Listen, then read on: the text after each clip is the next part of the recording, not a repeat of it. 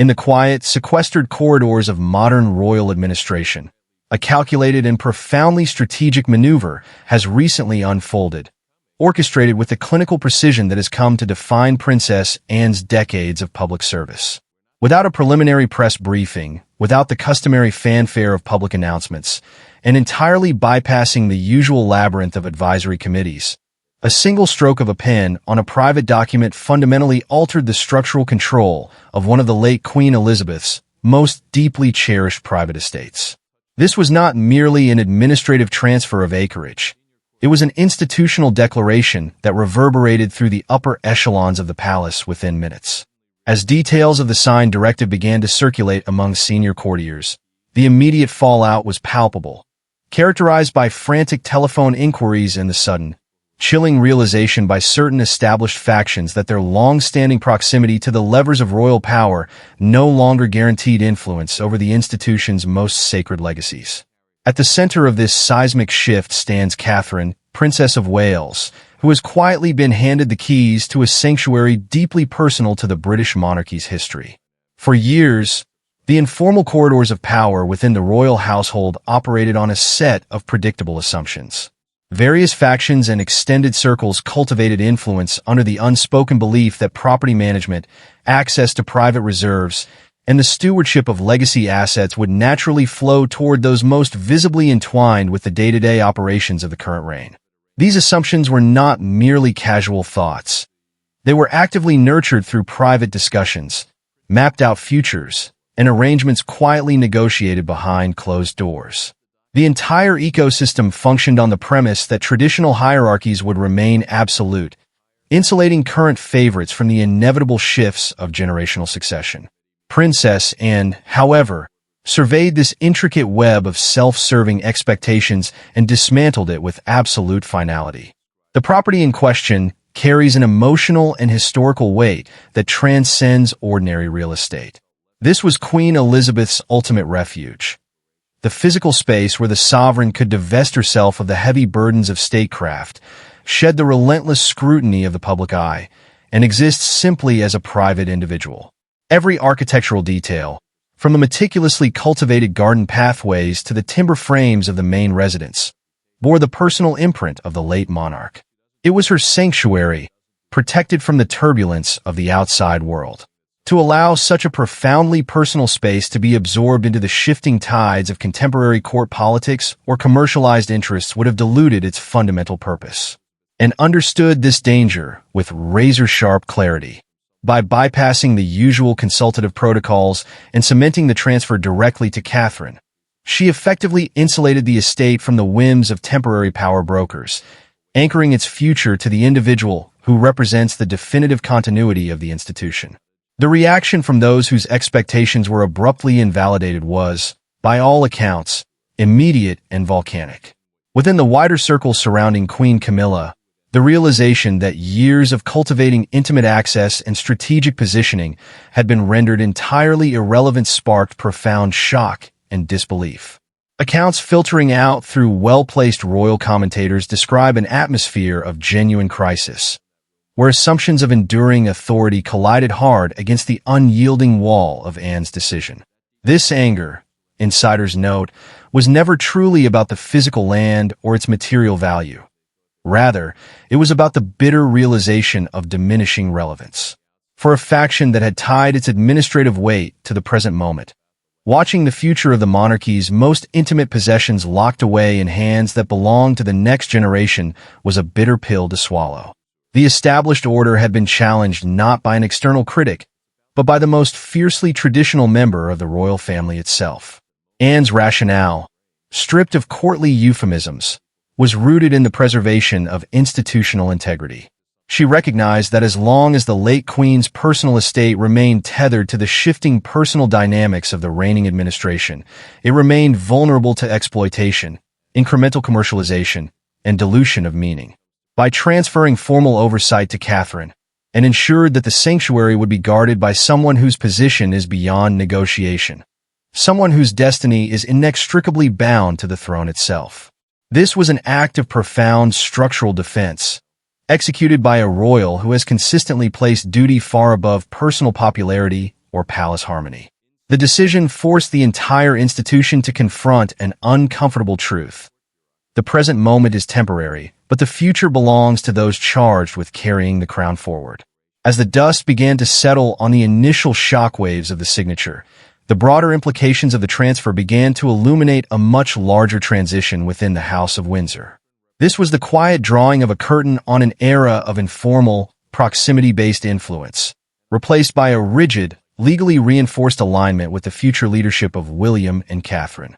The friction generated by this decision highlighted the deep, often invisible fault lines that run beneath the polished surface of modern royalty. While critics attempted to frame the move as an abrupt overreach, those who understand the inner workings of the palace recognized it for what it truly was, a masterclass in long-term preservation, and did not merely sign a document.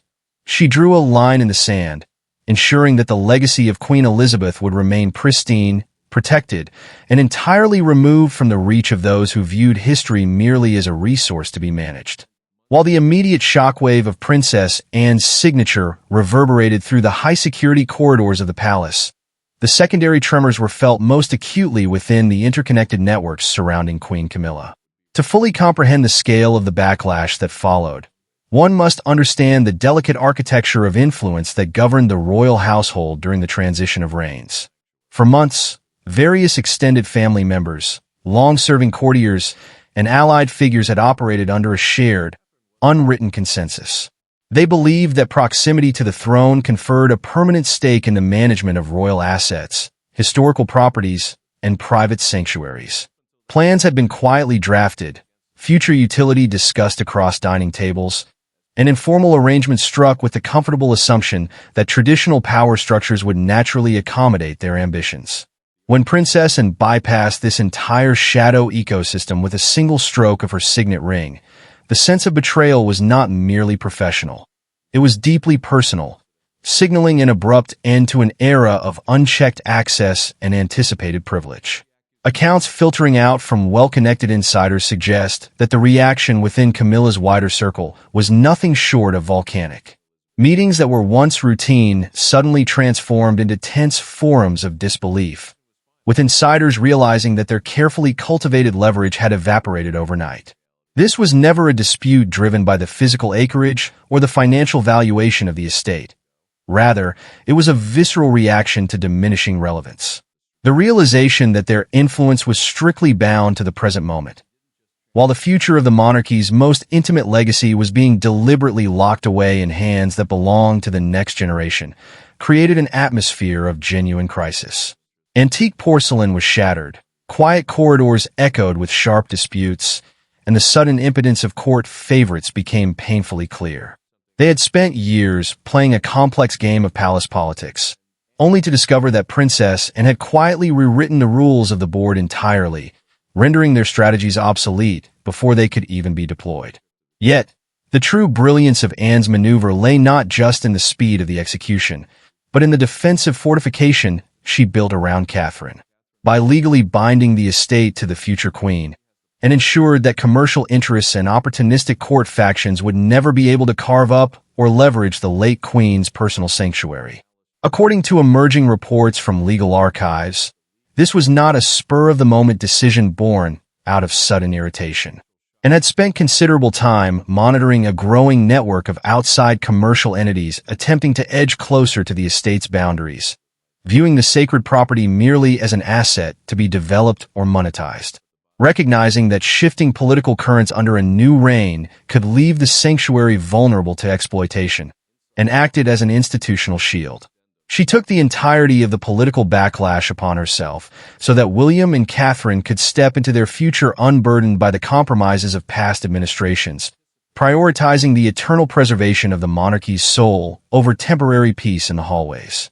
As the opposing factions scrambled to find legal loopholes or precedents to challenge the transfer, they initiated a frantic search through historical court records, hoping to build a case that had overstepped her constitutional boundaries.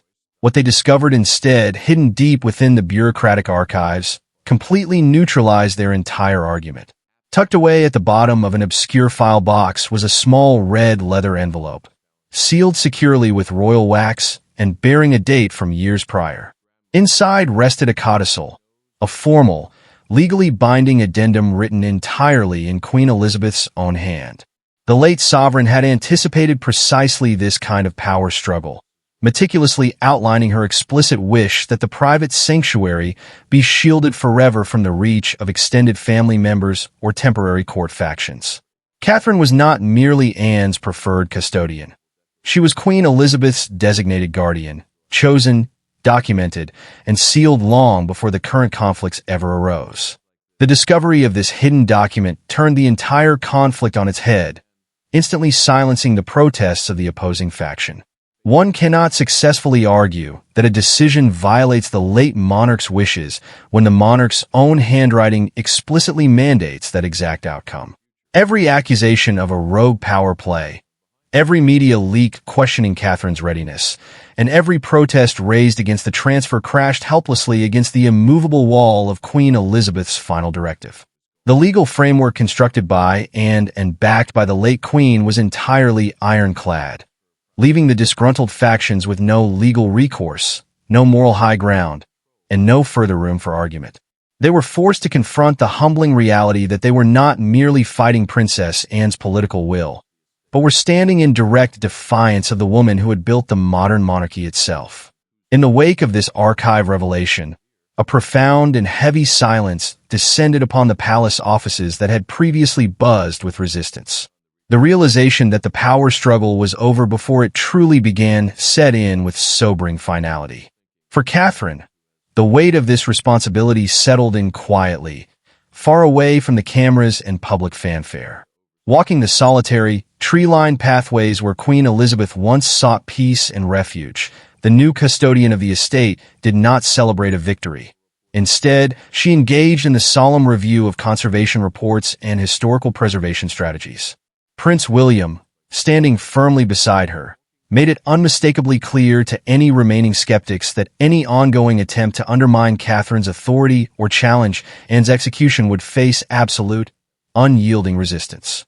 The sanctuary was safe, the future was secured, and the institutional guard had officially changed hands under the watchful eyes of history.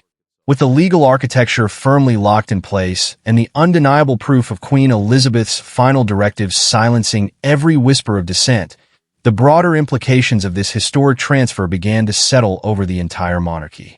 This was never merely about the legal stewardship of a tract of land or the conservation of historic country buildings. It was a profound watershed moment that signaled the definitive end of informal palace politics and the dawn of a transparent, institutional future. The factions that had once sought to leverage proximity and personal influence found themselves completely checkmated by a strategy that bridged generations, uniting the unyielding dedication of Princess and with the quiet, steadfast preparation of Catherine, Princess of Wales. The dust in the palace corridors began to settle into a new reality, one where the rules of engagement had been permanently rewritten to favor institutional preservation above personal ambition, ensuring that the soul of the crown would remain untainted by the fleeting rivalries of contemporary court life. For Catherine, the transition into her new role as custodian of the late Queen's sanctuary has been marked by a profound, almost solemn gravity rather than any public display of triumph. Accounts from those closest to her describe a process entirely devoid of celebratory victory laps. Instead, she has chosen to immerse herself quietly in agricultural reports, conservation blueprints, and historical preservation guidelines. Walking those secluded, tree-lined pathways where Queen Elizabeth once retreated to escape the relentless pressures of state, Catherine carries the emotional and symbolic weight of a trust rather than a prize. She understands completely that this property is a living monument to the woman who shaped the modern monarchy, and her primary duty is to protect its sanctity for the generations yet to come. This quiet dedication, focused entirely on responsibility rather than status, is precisely why both Princess Anne and the late Queen entrusted her with this monumental task, cementing a bond of mutual trust that transcends ordinary royal politics. Prince William, meanwhile, has maintained an unyielding stance, making it abundantly clear to anyone within the royal orbit that any residual attempts to challenge Catherine's new authority or undermine Princess Anne's decisive execution will be met with absolute, uncompromising resistance. Having watched his grandmother cultivate that sanctuary throughout his life, William knows precisely what it meant to her spirit and her legacy. His full backing provides an impenetrable wall of support, ensuring that Catherine can navigate her new responsibilities without the shadow of interference from opportunistic actors. The message emanating from their household is definitive and unwavering. The matter is closed, the decision is historically correct, and the future of the institution rests safely in hands that prioritize duty above all else. This united front serves as a powerful reminder to the wider royal establishment that the core of the monarchy is anchored in strength, loyalty, and an unshakable commitment to the crown's enduring values. As historians and commentators look back on this period in the years to come, the minor squabbles, the frantic telephone calls, and the shattered porcelain of palace offices will fade into insignificance. What will remain brightly illuminated is the sheer strategic brilliance of Princess Anne's intervention, a masterclass in political shielding and institutional foresight. By absorbing the entirety of the backlash upon herself, and allowed William and Catherine to step forward into their destined roles unburdened by past compromises or lingering resentments. She acted as a human bulwark, using her peerless reputation for duty to lock the institution's future into place before outside interests could compromise it.